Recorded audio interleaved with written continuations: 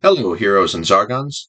My name is Matt, or Blackbird if you prefer, and this is the Trials and Tribulations of Zargon, a series which details the many ways in which the Emperor's heroes foil Zargon and his minions in their plots to conquer the Empire. In it, we'll review the published quests and any house rules or modifications we're using to make the game more interesting and challenging. Zargon is played by Alfrich, the owner of this channel, and I take charge of all the heroes. As such, most of the modifications to the game design will come from him, and I'll be here to offer a different perspective on what it's like putting them into practice. In this episode, I'll be reacting to Alfrich's House Rules for the Dungeon video. I'll comment on each point Alfrich makes in the order he makes them, starting with Hero Turn Sequence. Turn sequence. Ordinarily, play begins with the hero seated to Zargon's left and continues clockwise. Since I am playing with only one player, however, I allow the heroes to take their turns in whatever order they choose. As someone raised on old-school console RPGs, I love turn-based battle mechanics, and I get unreasonably angry when games abandon the turn-based style for a more hack-and-slash style. I'm looking at you, Final Fantasy. However, since I'm controlling all the heroes, I take their turns in any order I want, sometimes changing the order in which the heroes act from one hero turn to the next. To me, this feels like a more realistic approach to how the heroes would behave. The turn-based mechanic is kept intact, in that there is still an overarching hero turn followed by Zargon's turn. When playing with more than one hero player, a strict turn order could be used to avoid confusion, but really if the heroes are all working as a team, they should communicate movement and action strategy with each other before engaging in battle or moving on to a new part of the dungeon.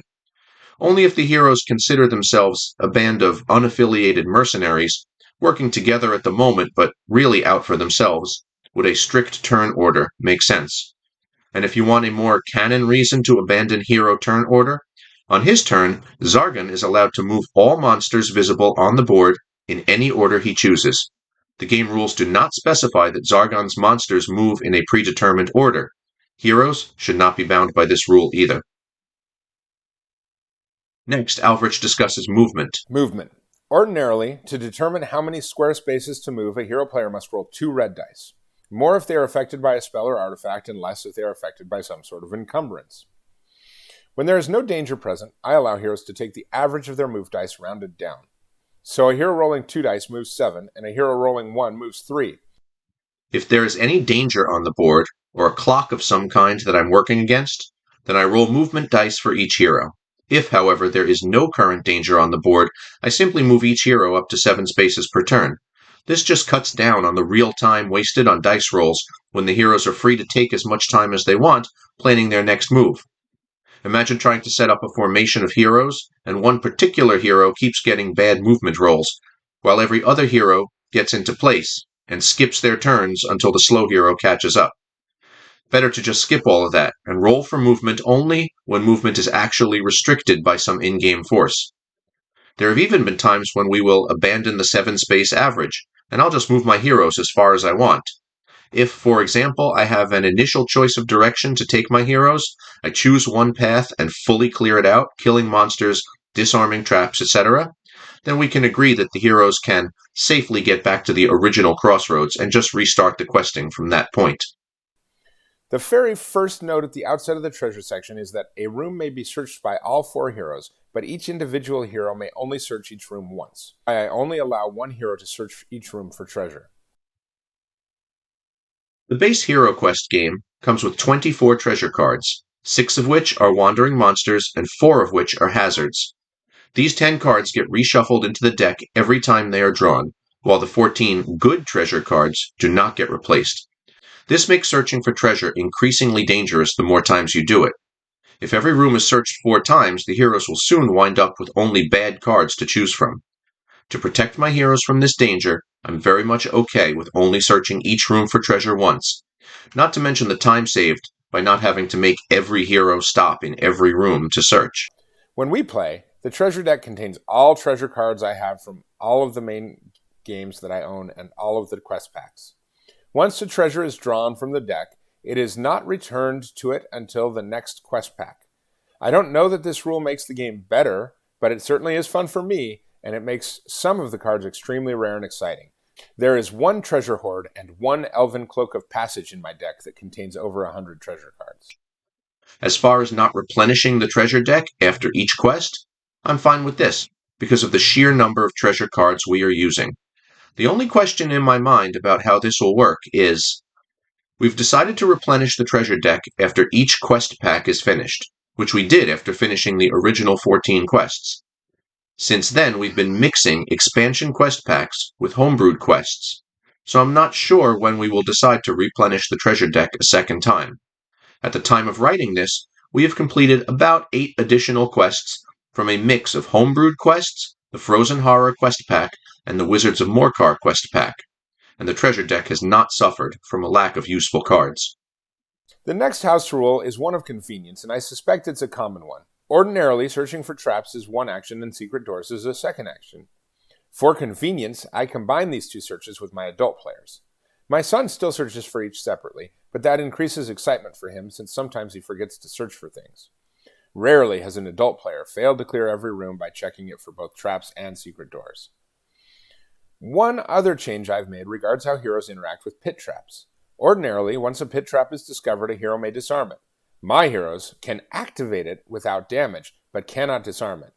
Instead, a hero can trigger it without taking any damage, basically putting enough pressure on that floor section to collapse it. The reasons for the change are twofold. One, because I have multiple boards, I sometimes run dungeons with multiple concurrent floors, and pit traps, holes, and shafts commonly present a way to move between the boards. And two, pit traps that are not removed sometimes present interesting strategic decisions for heroes. Once a pit trap has been revealed with an action, I house rule that it takes one movement die to move into, out of, or through it.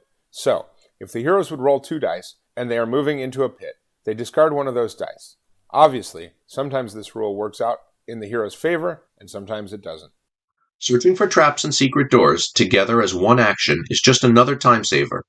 Rather than having multiple heroes stop in each room to search, once I've established that the heroes are searching a room, we can just dispense with the formality and say that the heroes have thoroughly searched for all possible traps and doors. Searching for treasure is, of course, a separate action, because this game loves to have trapped treasures, which must be disarmed before collecting the treasure or finding out that the treasure chest is in fact empty.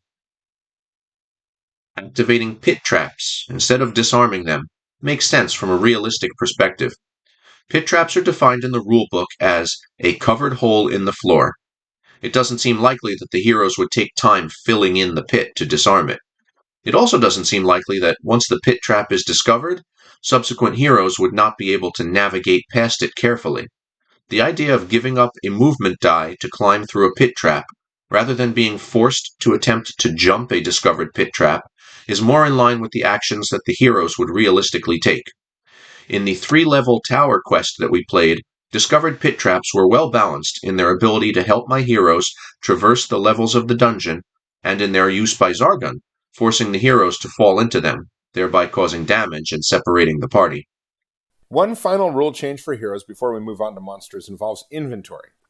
I rule that heroes can carry a full complement of armor, 2 melee weapons, and 1 ranged weapon. They also carry 5 single-use items and can carry 1 piece of equipment in their backpack. The inventory limit. I'm proud of this one, not because I like it, but because I forced it to happen.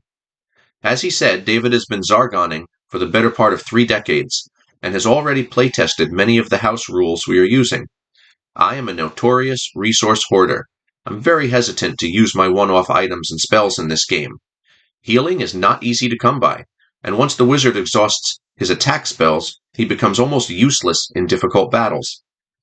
I play so conservatively with my items and spells that I think I frustrated David into creating this rule, especially since he wants to implement a torch item mechanic in later quests. This is his attempt at forcing me to use my items. I also suspect that when we started using this rule, just before beginning the Frozen Horror quest pack, David knew that the ice gremlins would be trying to steal my items, and the more items I had with me, the less chance that something important would be stolen. I'd much rather lose a potion than a crossbow, for example. I don't mind this rule so far. It hasn't caused any significant trouble for my heroes yet. Regarding monster movement, ordinarily, monsters cannot move through doors. However, I rule that once revealed, they can, but doing so does not open the doors to the heroes. I have so far kept the monster on the board so that heroes can see its pathing. This gives away a little bit about the quest structure, but I'm okay with that, since it also builds a bit of tension and interacts with the second of my monster house rules. That second rule is that once a monster is revealed on the board, I roll a d4 behind the Zargon screen.